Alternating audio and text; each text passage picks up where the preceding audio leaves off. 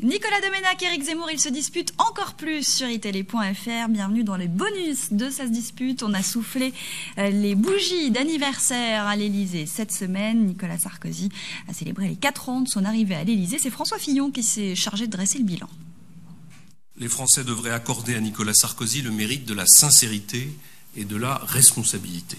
Nous avons connu des revers, nous avons essuyé quelques échecs qui ont pu décevoir ceux qui espéraient tant en nous, mais personne ne peut nous jeter la pierre en disant ils n'ont pas tenu leurs engagements.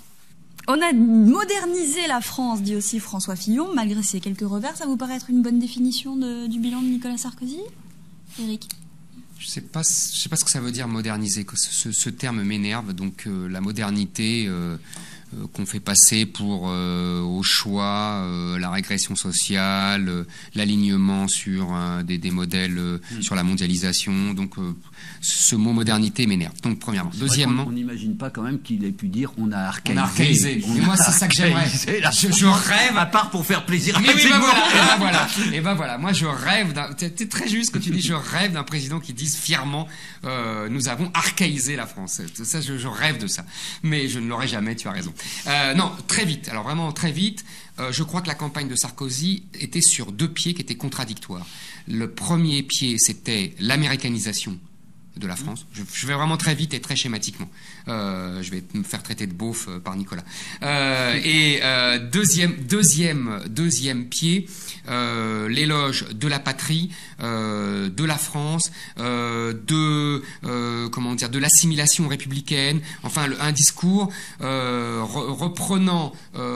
Comment vous dire, du Le Pen correct, si j'ose dire. Vous voyez, bon, le peuple, l'électorat ouvrier, populaire, a voté pour le second en se disant, bon, il supportera le premier. Les élites ont voté pour le premier. Le problème, c'est que, le premier modèle s'est effondré avec la crise de 2008. Sarkozy s'est retrouvé sans modèle.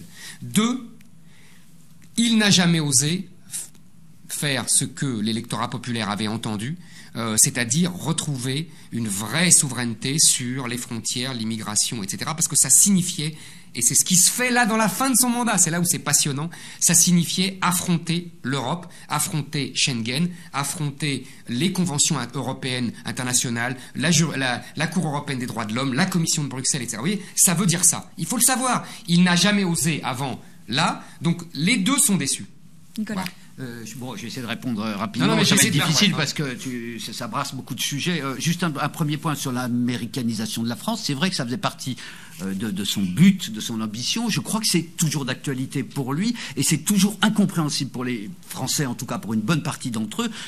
On a d'ailleurs vu au moment de la mort de Ben Laden, là, cette façon qu'a eu Nicolas Sarkozy de reprendre justice et fait, qui était l'expression même d'Obama, qui était une expression américaine, qui correspond au fond à une pensée de la légitime défense totalement étrangère à notre tradition, parce que c'est pas justice qui a été faite, c'est un acte de guerre qui a été. Voilà, c'est juste ce point-là. D'ailleurs, mais c'est un acte de guerre. Légitime ou pas, en tout cas, c'était pas français, ça peut être contesté absolument. Radicalement par les Français. Deuxième point. Alors, il y a toujours cette ambition chez lui, mais qui effectivement est contredite radicalement par l'écroulement du modèle du néolibéralisme. Deuxième point, et là où je diffère d'Éric Zemmour, c'est qu'il n'y avait pas seulement la patrie, il y avait le social. Il s'était engagé sur une promesse sociale. Oui, Nicolas, mais c'est la même chose, tu sais bien pour moi. C'est un autre versant. Or, il n'a pas tenu cet engagement social. Et troisième point, et là, c'est un point où on se rejoint d'une certaine façon, c'est qu'il n'a pas été le président de la France. Il a été un président des riches. Il a été un président qui a divisé les Français. Il a été un président qui a dressé les Français les uns contre les autres. Donc ça, je veux dire, on peut pas l'accepter. Et enfin, dernier point quand même, le bilan, on le fait pas au bout de 4 ans. La preuve d'ailleurs, c'est que c'est François Fillon qui l'a dressé. Autrement dit, rien. Je veux dire, est-ce que vous avez en mémoire une seule réforme qu'on pourrait appeler réforme Fillon? Je veux dire, non, c'est Sarkozy qui a porté des réformes et des contre-réformes. C'est pour ça que je dis aussi que le bilan peut pas être fait maintenant, puisque qu'est-ce qui va démentir encore d'ici un an? Il nous a retiré enfin le bouclier fiscal qu'il aurait dû même pas mettre. Il a retiré la loi Adopi. Il va encore retirer d'autres trucs. Donc le bilan, faudra voir à l'arrivée. Précisément, le bilan est soutenu entre 15 et 27% des Français. C'est les sondages.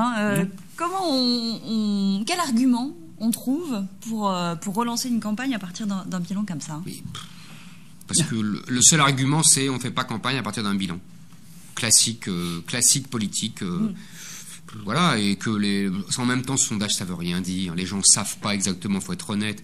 Ils vont pas voir dans le détail ce qu'a fait Pécresse ou ce qu'a fait Xavier Bertrand. Ils s'en moquent complètement. Ils voient ça au fur et à mesure. Bon, il y a des petites choses qui trouvent ça bien. Par exemple, quand il y a la grève et qu'ils ont quand même des métros, ils trouvent que le service minimum, c'est pas si mal. Vous voyez, des choses comme ça qui améliorent l'ordinaire. Mais ça va être quoi le storytelling, quoi? Qu'est-ce qu'on va voir développer dans les mois qui viennent? Ça sera pas sur le bilan. Il faut qu'ils réinventent quelque chose. Je sais pas, mais il faut qu'ils réinventent quelque chose. Moi, je pense que c'est le retour des frontières, l'affrontement avec l'Europe, mais il n'osera pas le faire. Donc moi je pense que c'est ça qui ferait gagner une présidentielle, mais il n'osera pas. Il n'osera bien entendu pas, puisque c'est en contradiction aussi avec l'américanisation. Je suis tout à fait d'accord. Mais je suis tout à fait d'accord. L'américanisation, le storytelling. Mais je me tue à dire ça depuis le début. Accorde-moi Nicolas que je dis ça depuis le début du mandat. C'est sa contradiction existentielle. On en voit une partie en tout cas au niveau de l'activisme. Et au fond, c'est Sarkozy, c'est celui qui agit. Alors pour faire quoi? Ce qui est vrai. Là, vraiment, c'est le brouillard total, quoi. C'est le brouillon aussi absolu. Donc ça, on voit, c'est écrit, c'est dans toutes les interventions des ministres, de tous les Sarkozy, qui dit, il est là quand il y a les crises, il mène la guerre en Libye, etc. Il sera toujours là. Et puis au fond, avec lui, la France fait des enfants, la France est positive aussi, protectrice. Voilà, on sent déjà venir le coup, quoi. Merci à tous les deux. C'était les bonus de Ça se dispute. J'arrive à très vite sur itélé.fr.